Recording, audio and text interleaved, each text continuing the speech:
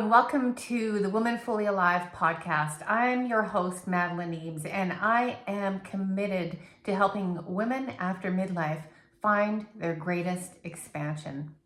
So in today's episode, we're going to talk about what does this mean to find my aliveness, to feel alive, and to expand.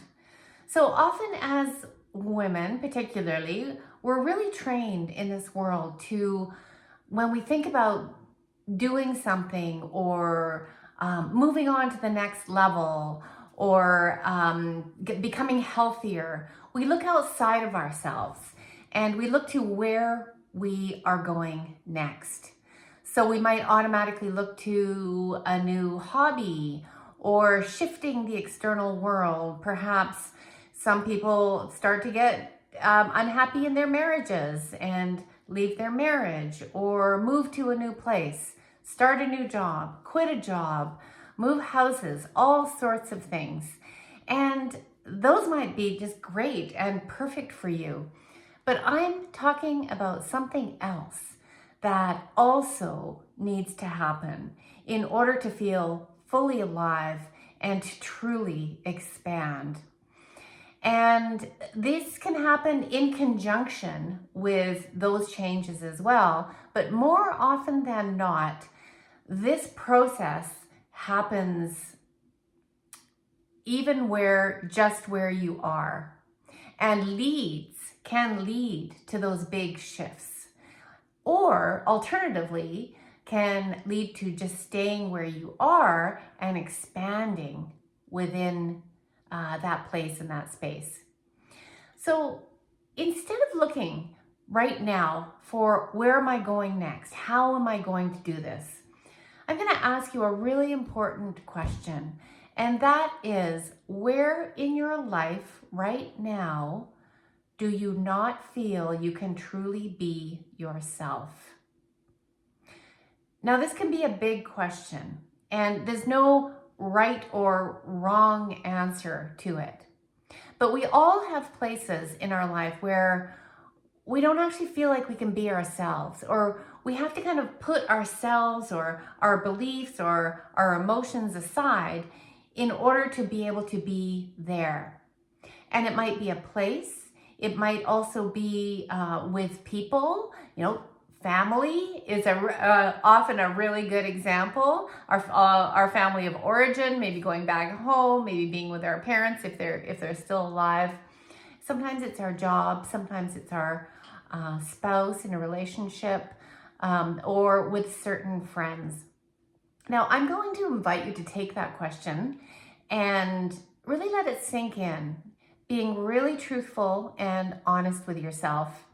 And you might also journal about it. I'm a big advocate of journaling to really get to the roots. So when we start to become aware, and remember, this doesn't mean that anything has to shift and change overnight.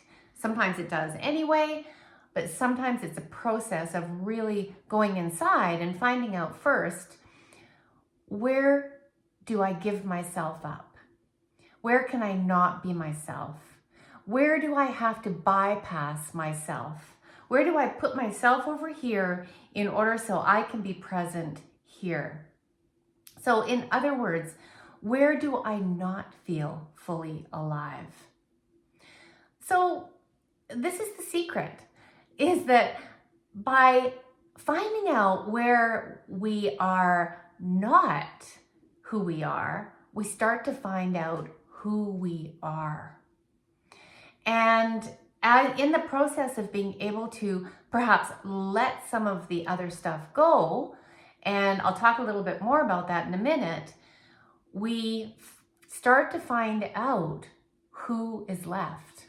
Now, there will be another podcast coming up about the void that happens in between. But for the sake of now, letting go of where we are not ourselves brings us to a place of being ourselves. So when you look at those places or people where you can't be yourself, you don't feel fully comfortable, just sense into, what does that feel like to be there? Where do you feel tight? Is it in your throat, in your belly, in your chest?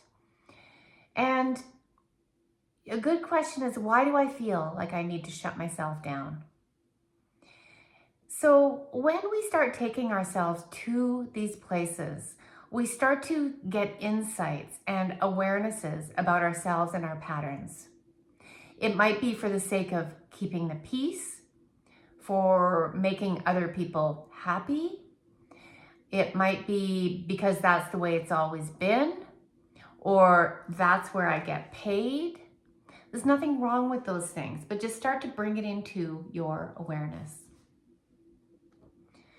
Now, another question that you can ask yourself is, when did I first start putting myself aside?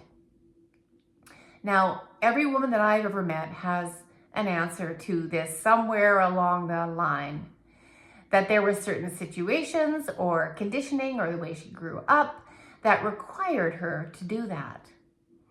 And that's okay. You're not alone. And nothing needs to change overnight, because sometimes women start to get a little bit afraid of these questions. It's okay. This is an inquiry. Go gentle with yourself. You'll start to notice through these questions where you abandon yourself.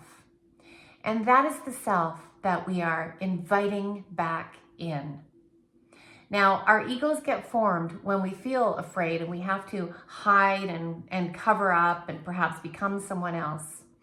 And that's a process every single human being goes through on this planet. But the beautiful thing is, at midlife, we can bring those moments into awareness and from there make a decision. Is this something that I really want to breathe into and shift and change so I can now be present in that situation or with that person? And it very well may be. There may be an old pattern that's followed you into that relationship. And maybe it's there that you need to sit and breathe and expand. There was a fear that got in there that told you to stay small, to keep quiet, to don't rock the boat, or don't be yourself, for Pete's sake. What would it be like to test out being yourself? On the other hand, you will know intuitively, because you're already a wise woman, you will know whether that is going to be possible and whether it's going to feel safe, or is that a person or a situation or people that I no longer want to have in my life. And that's another big question. Nothing has to change overnight. Bring this awareness in. If you have a lot of places in your life where you cannot be truthfully yourself, it is going to start, if it hasn't already, causing problems. Health problems, anxiety for sure. And often when I talk to women, there's a longing in their heart for a freedom that they might not have tasted yet. So start to notice where you put yourself aside. Decide whether that's something you're going to keep in your life or not for now. And from there, look at your childhood patterns. Look at where you started holding your breath or had to pretend to be something that you weren't. And know that all of these indicators are pointing you back to your soul and your soul expansion now. Our ego keeps us safe. It keeps us maybe competitive or fitting in, whatever the case may be. It's all necessary. And at this point, your ego might start to take a back seat so that your soul can enter and expand. And this is really what I call living a soul-led life. So your soul, just like all the cells of your body, is always wanting to expand. And it pushes up against the edges. It'll push up against where you don't feel safe. It'll push up against where you can't expand and be yourself. And there's nothing wrong with you if you feel anxiety about that. If you can listen to it and know that that is a symptom of something greater trying to come through. And this is what a lot of people don't realize, because we go to the doctor and we say, get rid of the anxiety. I don't want to feel like this. It feels so tight. It feels so uncomfortable. Yes, it does, because you're outgrowing it. You're outgrowing that tight suit or corset that you might have been wearing. So see where your soul is bumping up against the edges of places, people, things that you can't be yourself. Because how do you know that? How do you know that you don't feel yourself? Because you know that there is a self that is not comfortable. You know this. That is your intuition. That is your own knowing, your soul speaking to you. And when you sense into your body, that will give you not so much your mind, because your body will tell you the truth, but your mind might try to talk you out of it and say, well, you know, I've had that friendship for a long time, or I have to keep that job for the paycheck. You might have to. But often we have far more choice than we think we do. We have choice in almost every single situation.